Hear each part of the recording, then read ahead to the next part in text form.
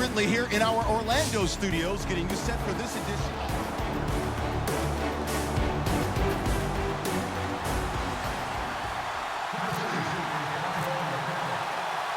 There's Dan Carpenter set to kick this one off. And here we go. We're underway in Madden Ultimate Team. This is taken at his 4. And he'll take this up past the 20 and down at the 22-yard line.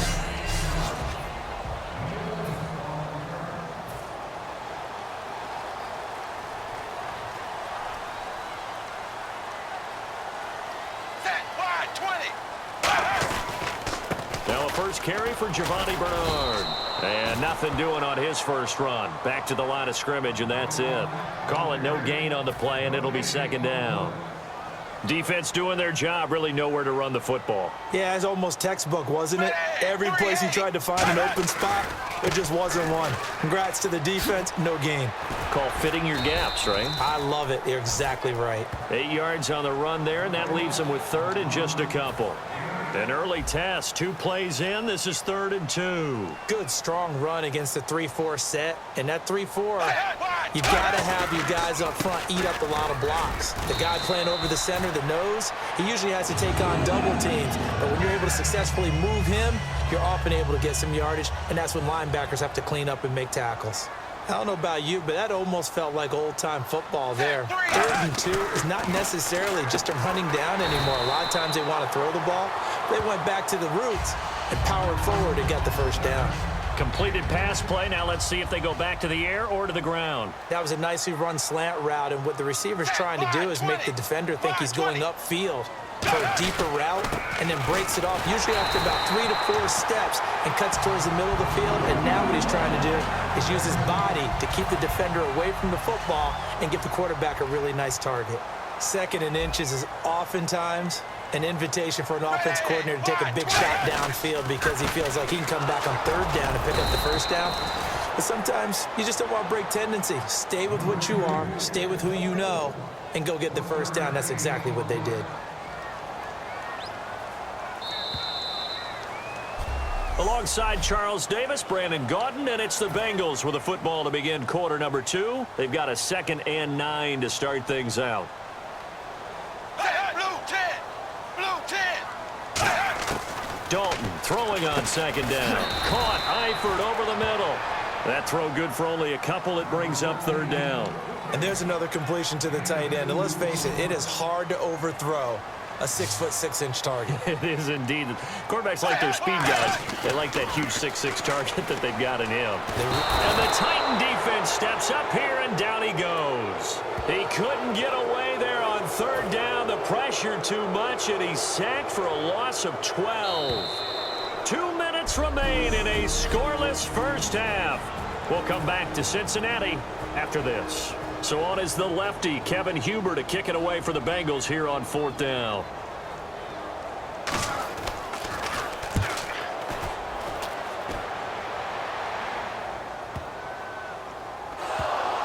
And the Bengals grab it. So not only do they get the fumble recovery on the punt, but now look at this field position. He almost took it the distance. And the ability to not just make the play, but turn it into something big, that's what coaches harp on all the time. How do we create big plays? And he's got it. Touchdown, Bengals. A.J. Green from 3 yards out. And the Bengals are in for 6. On those slants, everything happens so quickly. What makes it work? The timing between the passer and the receiver. In this case, a slant route. Ordinarily, it's probably about 3 steps before you go on the slant. In this amount of time, I think it was a 2-step deal. Boom, put his foot in the ground and got inside for the pass. Got inside for the pass, got inside for the catch and the score.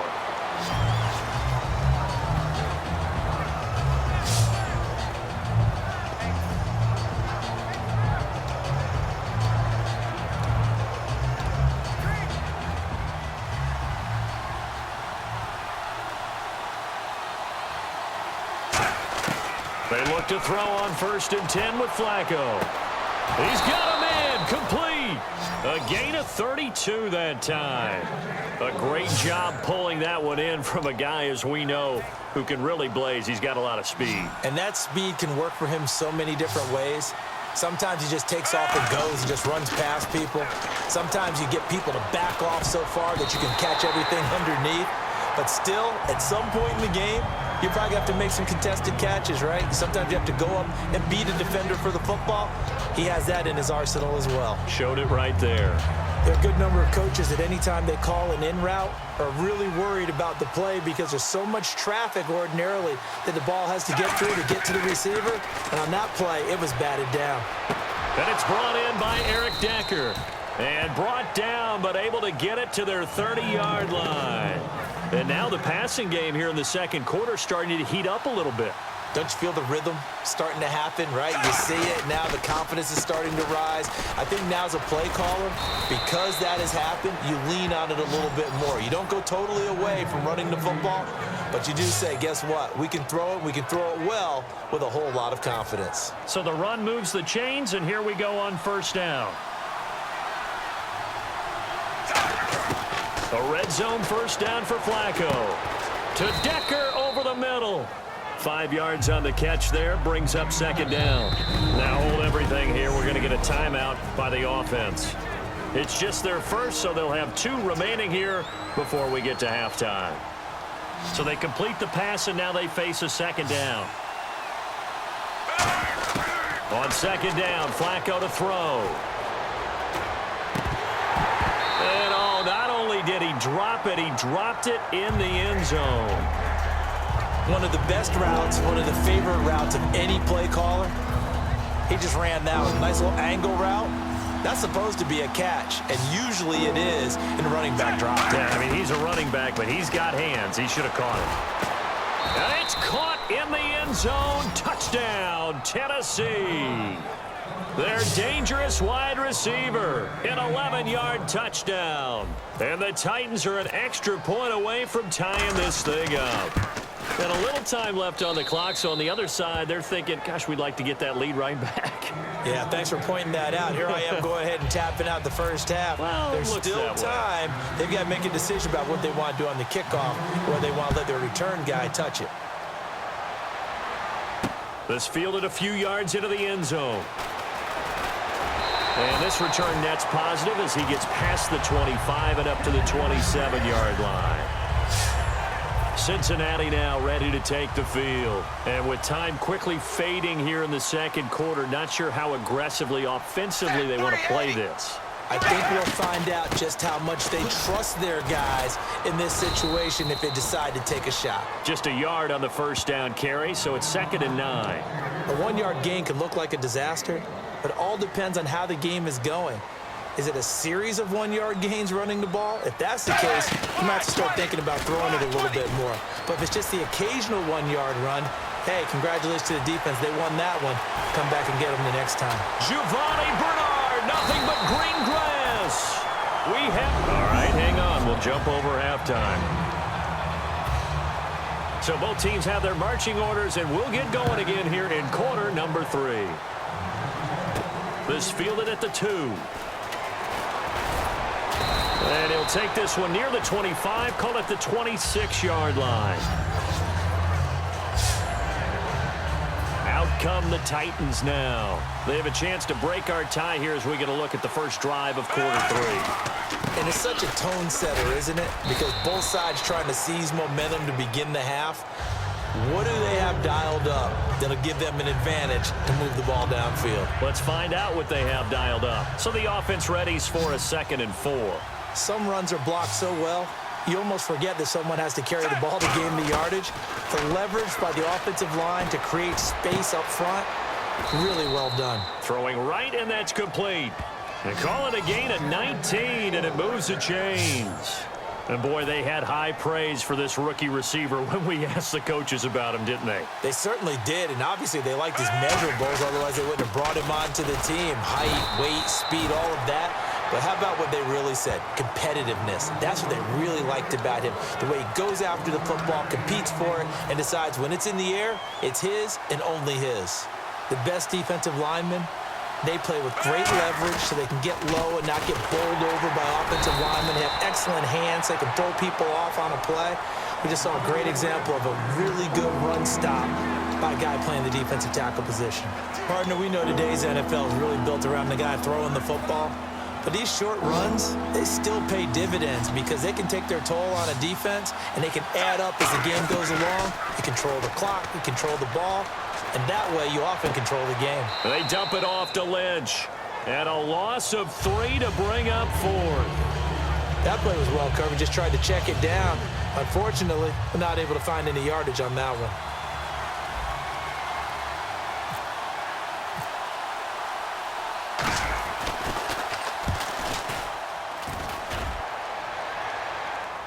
Calls for the fair catch, makes the fair catch just inside the 15-yard line. It's just a 30-yard punt that time, no return. And the Bengals will have a 1st and 10 from deep in their own territory. So here are the Bengals now as they get their first possession of this second half. Their defense did its job, yielded no points. Now it's the offense's turn. And how much fun is that when you set things up to start a half and you just tell you guys, hey, if you can shut them down, get it back for our offense, we can roll. And they played out perfectly. Now, can the offense do what they wanted to do at the half, which is find those weaknesses and now attack them and score some points. And break this tie. Back now in Cincinnati. 7-7 is our score. Pretty even matchup so far as we start quarter number 4. They come up in an offset eye. Dalton gives to Bernard. And he is going to lose yardage here. That's going to go as a loss of 2, and it'll be second down. Tie game late, and the offense really has to be conscious of the clock here as it's becoming a factor late in this ball game. Let's just go ahead and go back through that play with his eyes because he's got to read his keys. Run or pass right off the top. You're probably going to read an offensive lineman to see if he sets up in pass protection or if he fires out for a running play. The next thing is you're going to check and see what the back's going to do, and if he ends up with the football, okay, now you got to check and see. Does an offensive lineman come downfield and try and block you? Are you going to try to elude him? Are you going to take him on and hold your spot? What are you going to do? In this case, didn't have to do any of that. Saw all of his keys, saw the play in front of him, and ran clean to the ball carrier and finished off the play. Here's Kevin Huber now. Time for a break. On for his second punt. He'd take a repeat of his first. We'll come back and see how it all shakes out after this.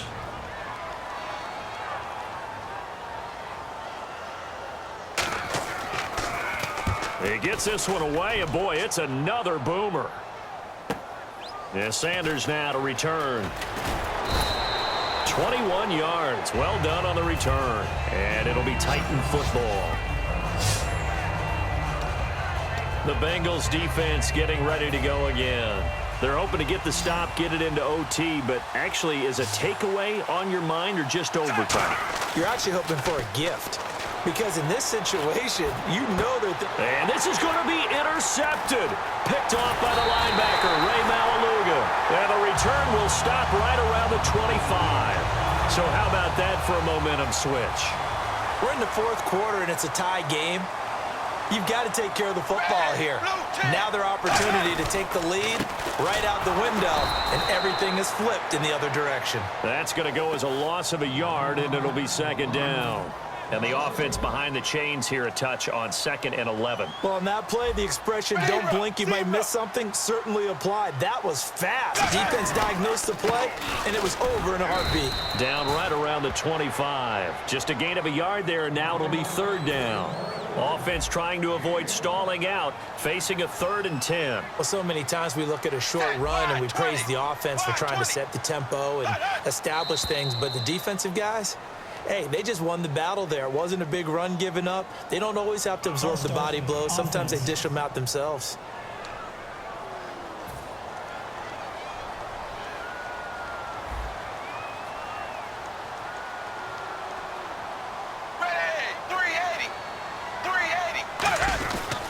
They'll run it here with Bernard. Only a yard on the pickup there, and it's going to leave them with a 4th down. In order to play really good run defense. Yeah, the Titans going to signal for a timeout defensively. The defense, they got a little bit of a breather. Now they're back and set as we resume play.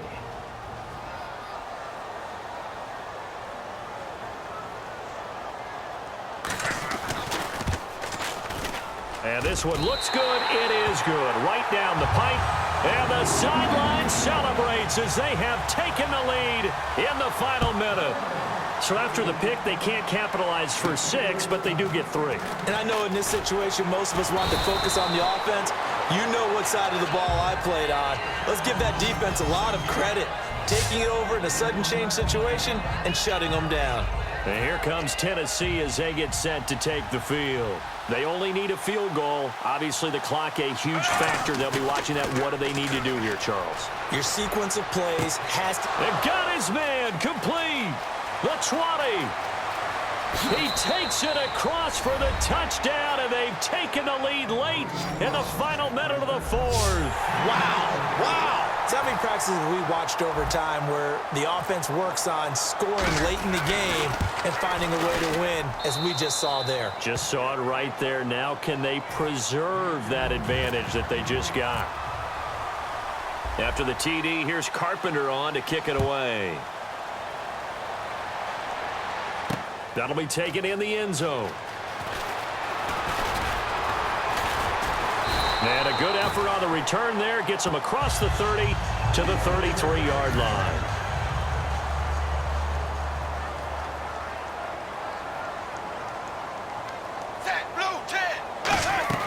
Back to throw. And, a crusher there as it's intercepted. It's the 2014 NFL interception leader, Glover Quinn. And that one, it's going to hurt big time. You're in the 2-minute drill trying to get your guys down the field, and it's looking like they're going to go up just short, as this is definitely not his best throw. And it'll wind up being intercepted. And he'll be taken down, but not before he gets into enemy territory. And now the Bengal defense here calling a timeout. And as the two teams talk it over on their respective sidelines, we take a break. And they'll indeed take a knee. And now the Bengals are going to call another timeout. So a defensive timeout, chance to regather, regroup, and get set as we resume action. And they will take a knee here. Now hang on here. Timeout called by the defense. It'll be their third and final timeout, so as they talk things over, we'll step aside. And they take a knee. A road win in the National Football League. Charles, you never take that for granted no matter who you're playing, no matter where you're playing. You take it and you run with it. And you know you primed the pump all week in your own home facility.